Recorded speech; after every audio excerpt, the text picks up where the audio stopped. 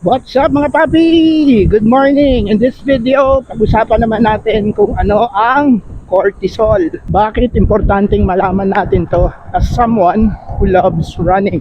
Ang cortisol mga papi ay tinatawag ding stress hormone. Lumalabas ito pag tayo ay nai-stress. Pwedeng physical stress whenever we do intense running or emotional stress.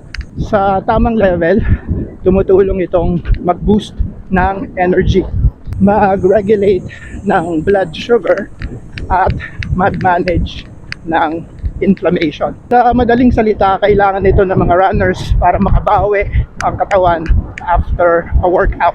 Pero pag laging mataas ang cortisol, say dahil sa overtraining or poor sleep, imbis na lumakas ka, baka ma-burn out ka. Kaya mahalagang maintindihan ng role nito para sa performance at recovery mo. Kaya sa next video, pag-usapan naman natin ang role ng cortisol sa mga taong mahilig tumakbo, pares natin. Alright, so that's it for now. Magkwentuhan ulit tayo sa part 2 ng video na to. Happy Saturday! Run, run, run, Arcobia!